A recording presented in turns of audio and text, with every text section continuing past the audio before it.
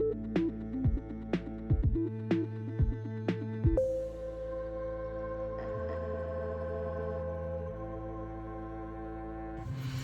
guys, welcome back to Release the Craftin. Priscilla here with a different intro for a Storycraft video. It's going to be a little quickie intro because I wanted to give you guys an idea of what I was doing before I started, and I didn't want to put it all in captions because laziness. But I thought I would jump in here and just explain really quick that I have decided to try to do at least part of Cindy's Mass Make March challenge.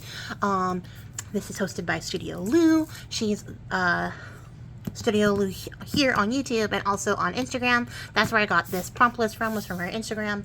So you can check it out, grab the prompt list. I think you can just save this as a template to use anytime, but it's still going on. So you have the entire month to like join in if you want to try. I am not a mask maker in particular, so when I saw her do this challenge, I was like hyped because it's like the first challenge I've seen Cindy do. But then I was like, oh, you don't mask make things because you struggle to make the one thing, you know? So, like, mask making is not in my wheelhouse. Plus, like, storage is an issue. But, honestly, I'm gonna be really honest and transparent here. I am almost 90% fueled by spite to do this challenge at this point. I'm not gonna go into details as to why. The people who need to know, but, like, I just was like, you know what? I guess I will do this then because, spite is a powerful motivator. And so when I was thinking about the best way I could do this in a way that's like sustainable and like reasonable and not overwhelming for somebody with my particular like mental disorder basket, I started thinking like, you know, I need to use some of this stuff for my stash. I would like to put some books into my shop at some point because you guys keep asking me for them and I'm like, oh yeah, I totally one day. But like I'm just such a slow crafter that it's like maybe in 5 years from now. But to avoid that possibility, when I was looking at my stash, what I realized is that my little witty magpie brain picks up every single like celestial themed paper pack on the planet, and this isn't even all of them, you guys. I have more. I just picked out the ones that had the most cohesive color scheme so I could use them all together. I don't think I'm going to use all of these papers throughout the course of this, but I do think that if I try to tackle at least some of these prompts, I'll get a bunch of ephemera made, and then I won't have a reason to not make some books to go with it out of the rest of the paper here. But you know, it would be nice to maybe make some space in my paper shelf, and I think this is a fun way to do it. So what I'm thinking I'm gonna do, in order to keep it from being like the unconquerable project and, you know, getting about 5 prompts in before I decide that I quit and I'm done, is I'm going to try to make all the bones of everything first, like all the structural skeletal things, and then I'm going to come back and decorate them when I'm ready to make the books. And I think that'll help me get out of my own way long enough to at least do some of these prompts. I know I'm not going to do them all. I'm going to do my bestest to get as many as I can done throughout the course of this series. And so when you see the Mass Make March hashtag on my Storycraft videos, that's what I'm working on first, and then my goal is to come back and do the decorating part at a later date, probably also on Storycraft, but maybe I'll do a couple of things live like this, because some of you have mentioned that I don't talk on here enough now that I've started doing Storycraft, so some of you guys like that, so I'll try to find a way to add more videos where I'm being more chatty, although I think that's like every video in my opinion, but it's neither here nor there. I appreciate your faces, the people who reached out. So yeah, that's what I'm doing here. That's what you're gonna see. I'm gonna try to just make all the bones real quick, and to keep myself from being like maximum overwhelmed, I brought my kitchen timer. I'm just gonna do it for 15 minutes, so every prompt I'm gonna do for 15 minutes, and then whatever I finish in that time, that's it. That's all we're making. I'm going to move on to the next one. The only one I'm not going to do immediately offhand that I know of is tags for right now, because I don't know like what the future of the book will look like. So maybe I want to do some fancier tags. So I might save that for a certain point, because watching me cut out tags is boring. But I also have this freaking box of shenanigans, and this is same company, Recollections, all from Michael's. And I bought this on sale when it was like a hot buy because I needed one more thing to get the deal or whatever. And it's 50 freaking tags, and they're all like chipboard tags. And as soon as I got them home, and when, like, you know, the fury of, like, not the fury, like the euphoria and all the serotonin faded away, I was like, what are you going to do with just 50 chipboard tags? And the answer was nothing. I just stuck them on the shelf with the rest of this paper and was like, that's a future Priscilla problem. And so this is Priscilla from the future saying we're going to figure out what to do with these at some point. So I'll probably use these in the decorating portion of this when I get to that. But I don't need to make any bones because I have a box of bones right now. So that's what we're doing here. So that's what you're going to see. It's probably not going to be the most exciting thing. I bet you the decoration part will be more exciting, but who knows? It could be more boring, actually. I don't even know where I'm going to go with all this, honestly. So, adventure.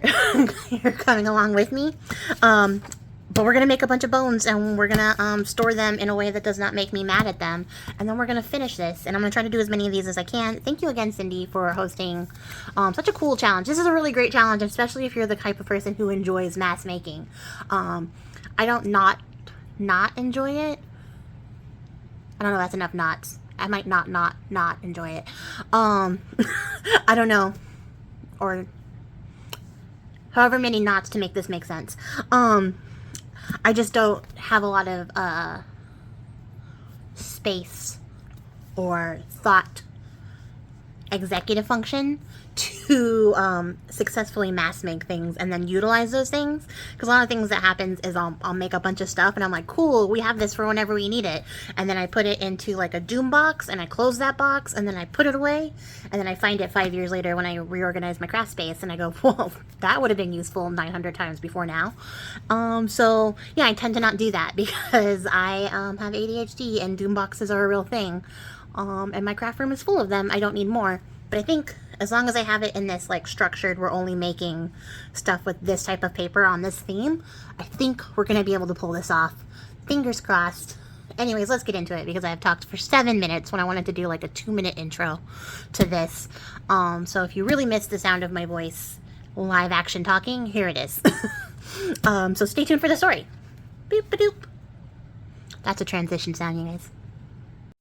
Hey guys, welcome back to another episode of Storycraft. Today I'm just going to jump right into it because I think I just gave you a really long intro for reasons, but, you know, no reason. And I know that you were eager for the story, so today I am telling you guys the story, if you've read the title already, you already know, of Snow White. And I'm going to tell you guys, going off of the Grimm Brothers version, for the most part, with, you know, my usual amount of embellishment added in. And I had to make some significant changes to the story because I'm not going to tell you right now, but I'm going to tell you later. The more I listened to versions of the story, the more upset I got. So much so that I upset myself so much that I was like, I'm not even going to tell this story. But then I decided to tell you anyways and then just do what I do and make it my own version. Because it's upsetting. And we'll get into that. There's a lot of strange, icky shit when you start to break down the story a little bit. And it just makes me wonder why more people don't question why we adapt this story.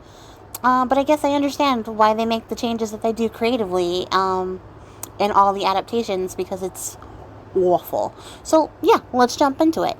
Once upon a time, there was a childless queen and king. Surprise, surprise. Another childless couple.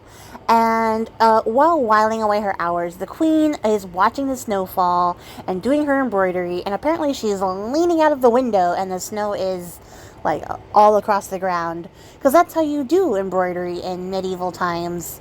When you want to look through the window. You don't just look through the window, you lean out of the window to do it. You'll see why this is important.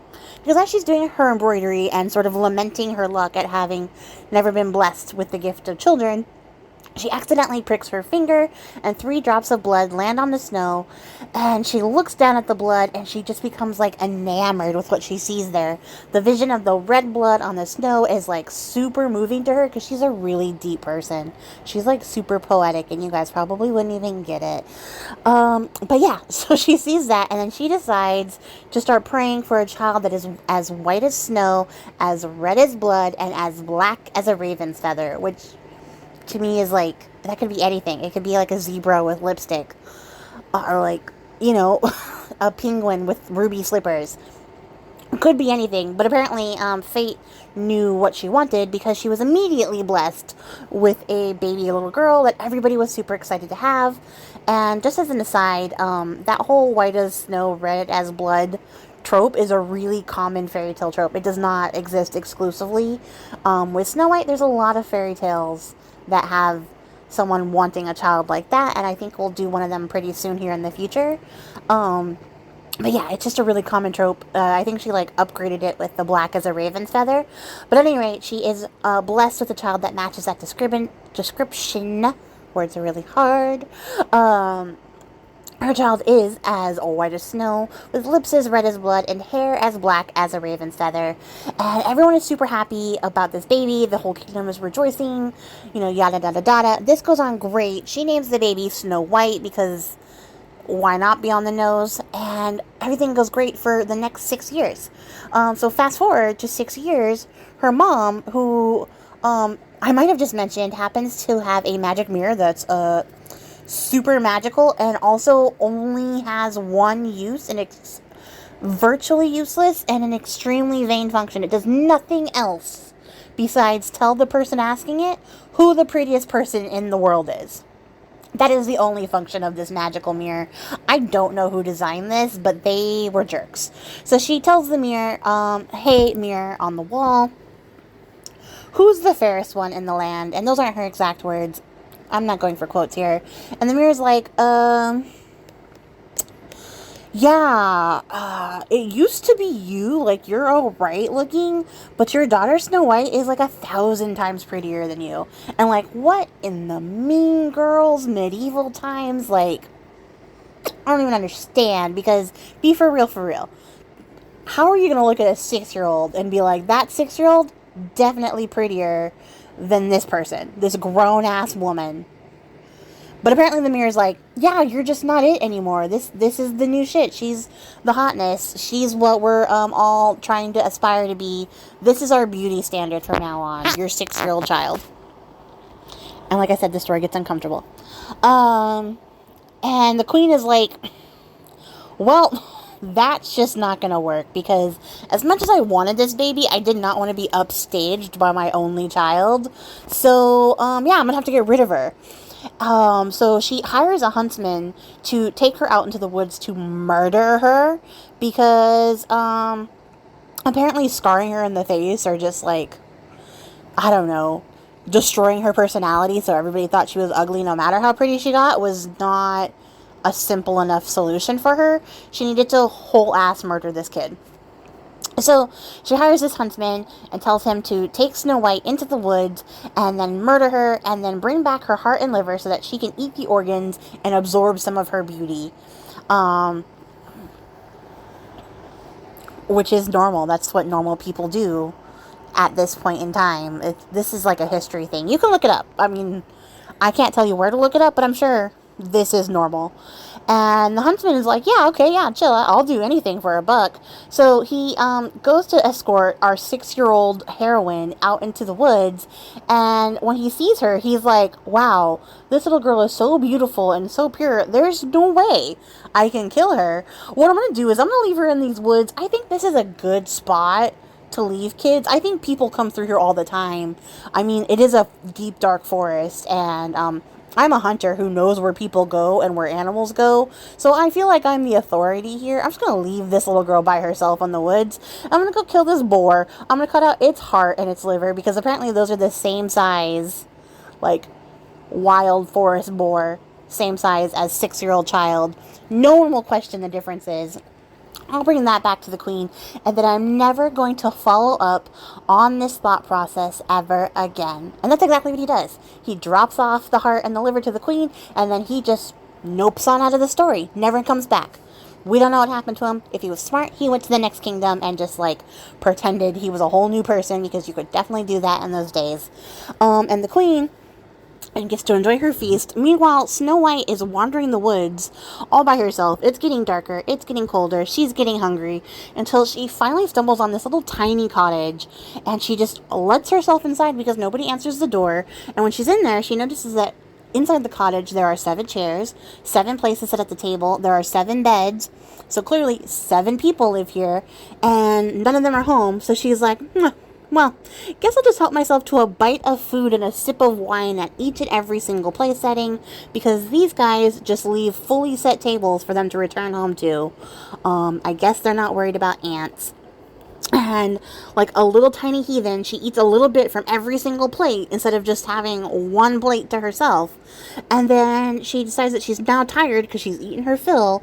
So she goes through each and every single one of the little beds until she gets to the very last one. She does not remake the beds. She gets into every bed, tears up the sheets, rolls around in there, dishevels all the pillows, and is like, nah, don't like this one. And then she moves into the next one until she gets to the very last bed, where she decides this bed is perfect, and she goes straight to sleep. And yeah, I think Goldilocks' people are going to get in touch with her, because this seems like IP theft. And yeah, she goes to sleep, and what happens is a couple hours later, the 7 dwarves who own the house, they come home, and they are shook because they can see, like, someone is eating our food and drinking our wine, and they've been touching, like, with their little fingers all over our house. And when they get to their bedroom, they see that somebody has slept in every one of their beds, and in the last bed is this little girl just sleeping away. And they're ready to be angry, but when they see her, they're like, oh, well, she's so precious and innocent looking in her sleep that there's no way we can wake her up. We'll just let her sleep the night. So, you know, the dwarf whose bed she took has to sleep with his brother, like one of his brothers. I don't know, they probably all kicked him out. This guy probably didn't get any sleep, because they're definitely not used to sharing their tiny beds with each other. But then they all wake up before Snow White in the morning, so that they can all gaze upon her and admire her lovingly while she sleeps. Which, like, if you could just for a second imagine what it's like to have 7 little tiny bearded men all staring at you sweetly as you wake up. Like, just 7 little men staring around. Like, just throw the little part out. 7 men just staring at you while you're sleeping. Totally chill, regular moves. They definitely did not need a woman's presence at all. Like, they're making great decisions. So after that terrifying ordeal, she ends up telling her whole story of how she got there. You know, tells them that she's the princess, her mom is the queen, and her mom tried to kill her, and now she lives there. And the dwarves are like, wow, that's an awful story. Well, you can stay here as long as you work as our, like, live-in housekeeper and our nanny and our chef. If you could just be our mom, basically, you can stay here and live with us. And she's like, great, good deal. Again, she's 6 years old. And these are fully grown adult male dwarf people. Like, they're adults, you guys. And they're like, yeah, you take care of us and you can stay here. Not like we're adults and we should take care of you. No. And they just go about their daily lives. She starts taking care of the house and home. They go off to mine their mines and do dwarf things. And everything seems great. Meanwhile, back at the castle, her mother, the queen, after a few days of enjoying the lavish feast of what she believes to be her daughter's heart and liver, she goes up to the magic mirror and she's like, who's the fairest of them all? And the mirror just doubles down with all of this snitchery and is like, it's still Snow White. And she's still 1,000 times fairer than you. Nothing has changed. And the queen is like, the fuck? So she's like, all right, I am a strong, independent woman. I got this. So she goes and she drags out all of her old theater gear from, like, that time when she was in drama in college. She drags all that out and she dresses up as this old peddler woman, gets her makeup all right, heads out into the forest, and she wanders for a while until she ends up finding the cottage that Snow White is staying in. Snow White has turned 7 now. So this is how long it took her to find the cottage that Snow White lives in. And she sees that Snow White is there. She's living with these dwarves. So the queen waits until the dwarves leave the house to go work their mines. And she knocks on the door and Snow White answers. She just opens the door. Bold as brass, just, hey, how's it going? And the queen is like, oh, I'm just a poor old peddler woman selling these bodice lacings, and would you like some? And Snow White's like, I don't have any money. I'm 7. And she was like, okay, great. Well, why don't you just try it on so you can see the quality? I'll give you a live action demo of this, because this is now, like late night TV infomercials hour, and this is the slap shop. So if you could just come into my test kitchen and see how it goes. Like, so she does this whole thing. She goes into the house, she laces up Snow White's bodice with the laces that she brought, and then she pulls it so incredibly tight that Snow White, like, falls down dead because she can't breathe. She's laced up that tight, which, like, once again, the real killer here is women's fashion. So, she collapses, and the queen just takes off running, content that she's done the job, and, she's the best queen ever. The dwarves come home, they find this little girl passed out on the floor, and they're like, oh dear, what do we do? They assess the situation quickly, they realize it's her bodice, they cut the laces, and she just takes this huge gulp of air and comes back to life. And she has no brain damage whatsoever, because remember, she's fucking enchanted. So she's fine. She survived this assassination attempt. And a year goes by, and the queen goes up to the mirror again, because she clearly believes that she is, like, the best at murdering, so she didn't feel the need to check before then. So she goes up to the mirror, asks who's the fairest in the land again, and the mirror's like, yeah, it's still Snow White, and she's, still 1,000 times prettier than you. And now the queen is like she's like hopping mad. She can't even stand still. She's so angry. And so she puts on another elderly woman disguise, because she only has the one trick, but she can do it differently. She's got the skills to make herself look like a different woman. She just can't make herself look like anything other than an old woman. So she goes out to the woods this time, goes back to the cabin. This time she brings a poison comb, and she's like, Snow White, would you like to buy this comb? And Snow White's like, again, I'm 8. I don't have any money. And she's like, no worries. Come see the quality of this comb. And Snow White's like, oh, I'm not really, supposed to open the door for strangers. And the queen's like, okay, I respect that. And that's the end of the story. No, I'm just kidding. She opens the door because she's a child, and she's left home unattended without any adult supervision. And the comb is really, really cool looking, and she really wants to see it. So the queen brushes her hair with it, and when she's sufficiently lulled her into, like, a false sense of security, she stabs her in the head. And then the queen runs off, because why stay to make sure the job is done? No, she takes off. She's the best at murdering.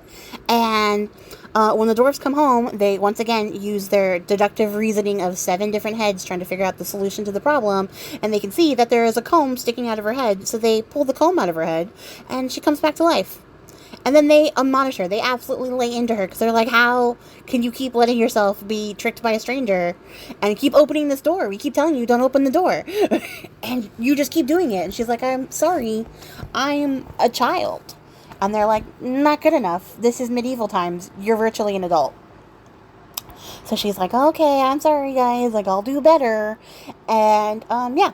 The same thing happens the very next year for round 3, you guys. The queen waits a year. The mirror snitches again.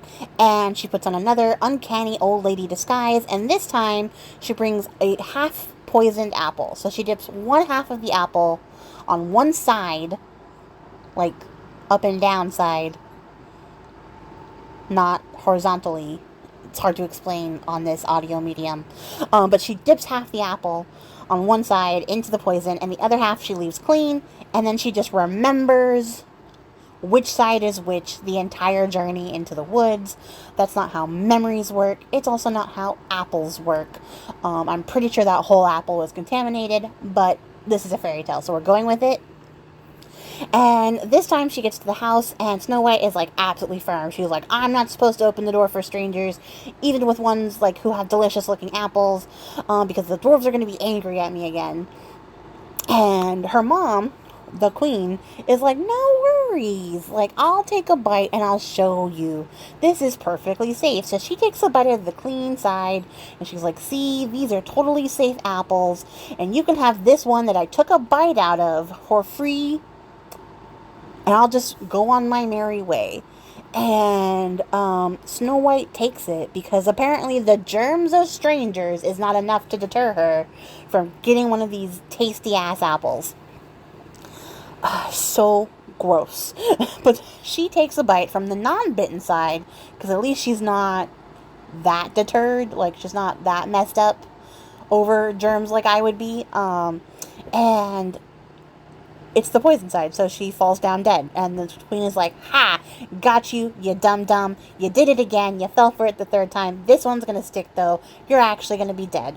And she takes off to go back home. The dwarves come back with all 7 of their heads. They cannot figure out what is causing her death. So now she's officially dead. And they're like, oh, well, now what? So after some inspection, they're like, she doesn't actually look dead, which, like, I don't know what that means.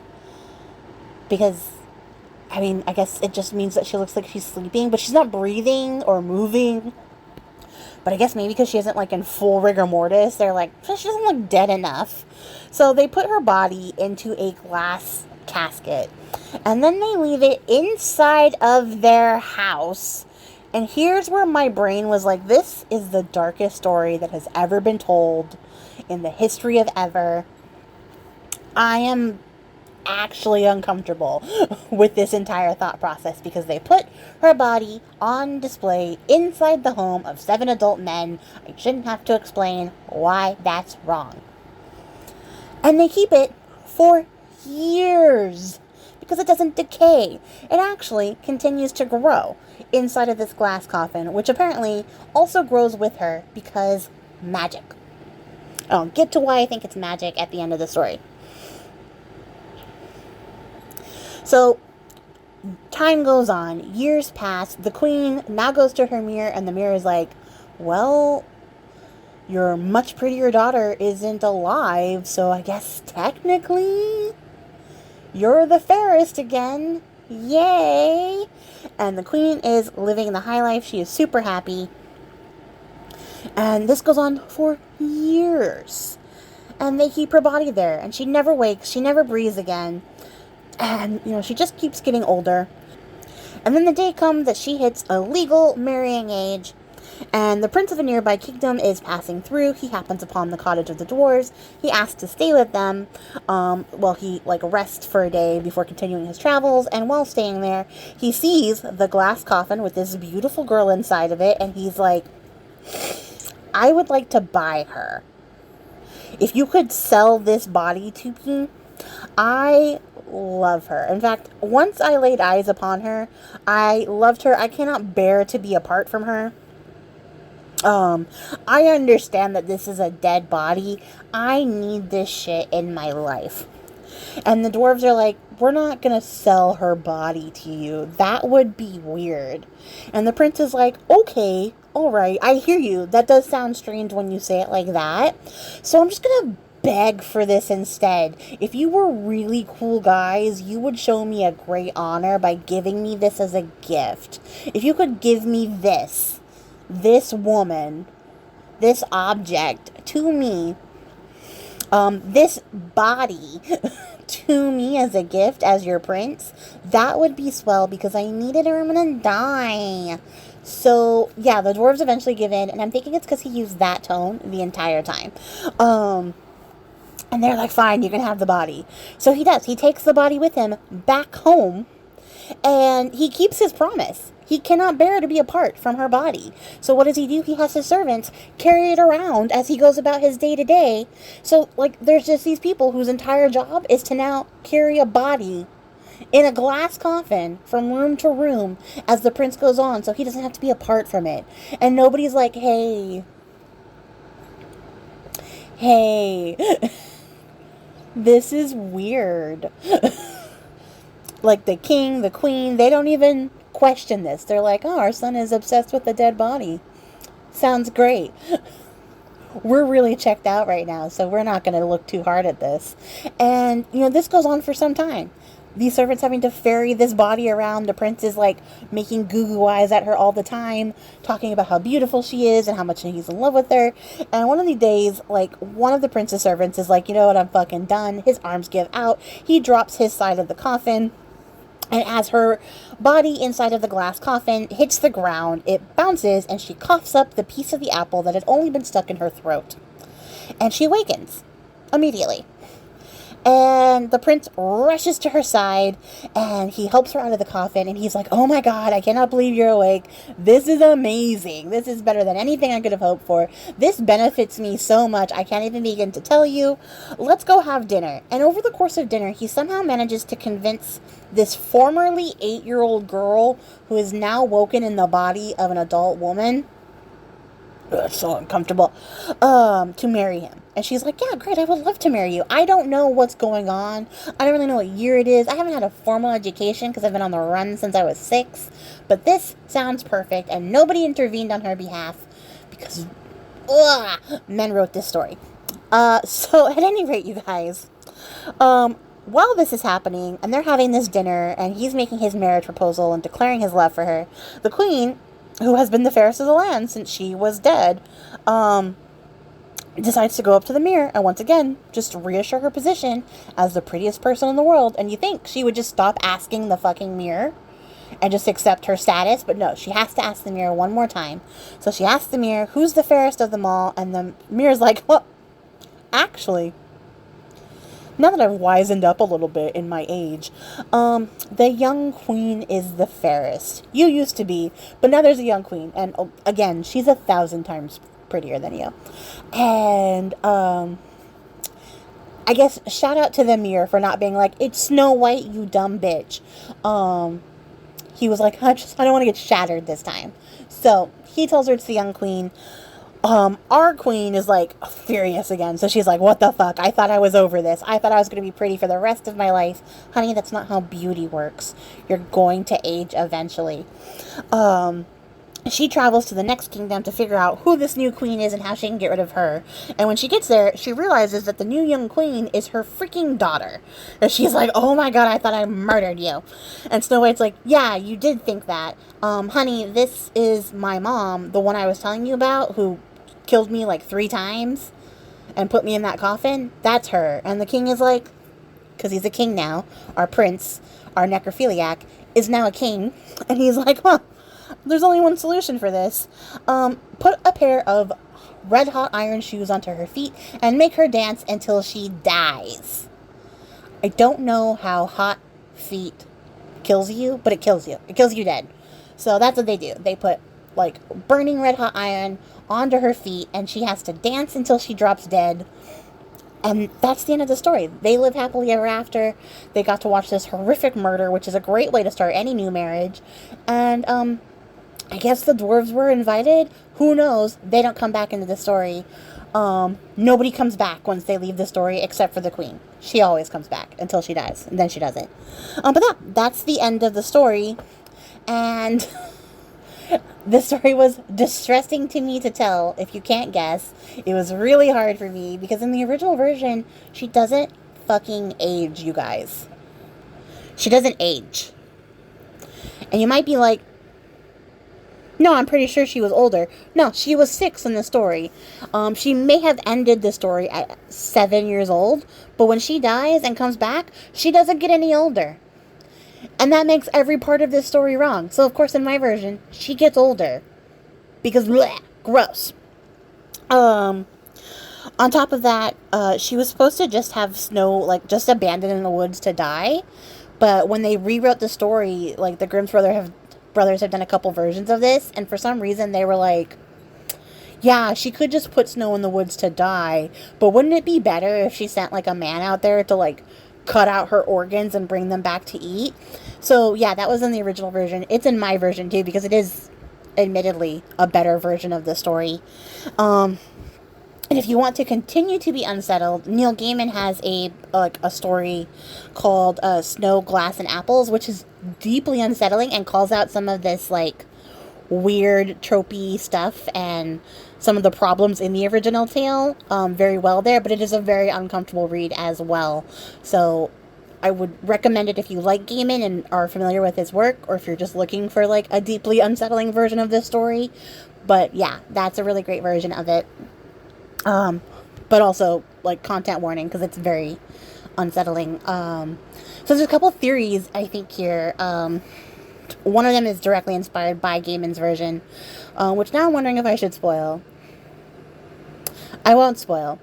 I will spoil, because there's a short story that he also wrote like this in a vampire book anthology that I have, where it's kind of implied that the reason she doesn't die and like comes back and also has lips as red as blood and all that is because she might actually be like a vampire or like an other worldly like fey creature. And I'm inclined to believe that since she's sort of the product of her mother's prayer, her very specific prayer, Snow White is actually magical. And that's why in my story she grows as she sleeps, and why like she seems to be able to survive all of these like mundane ways of killing, because she's like a fairy, like changeling child, and can't be killed by mortal means. So like that's why she continues to endure. And I like that idea of her being like a sort of fairy creature who can't be killed by mortal like tools. And like her mom, the queen, is like trying to stop this like creature she knows is like otherworldly, because she's 1,000 times prettier than a normal woman. So like she has to be some kind of fey otherworldly child. And that's just like my interesting like thought process on this, or I guess it's interesting to me. I don't know why I'm going to promote it like it's the most interesting thing in the world. It's just a side thought that I had while doing the research for this story. I don't know if I would necessarily say she's a vampire. There's some stuff to like indicate that, but I would be more inclined to believe that she's like some kind of fey creature. And she has like this super intense beauty, which is why the queen wanted her organs back too, because she was like, there's some magic there. I want it. But also, can we just talk about how really troubling and problematic the prince is? Like, in the Disney version of the story, she at least gets to meet him first before she passes out. And so when she wakes up, she's like, oh yeah, it's that guy I know who said he loved me. But in this version, he's just like, I love that dead body. And that didn't pose any more problems for them in the relationship in the future, because that would have been like a red flag relationship ender for me. If I had been breached or broached with that like particular scenario upon waking. But maybe he just never tells her, because she's got the mind of an 8-year-old and doesn't ask any questions. I don't know. It's just a weird story. And I hope that you guys have made it to the end of the video and have heard all of the weirdness. Let me know what you think in the comments below. And again, thank you for listening. If you have any stories that you would like me to tell on this series, let me know as well in the comments. And I will catch you guys all in the next one. Till then, I appreciate your faces and happy crafting. Bye!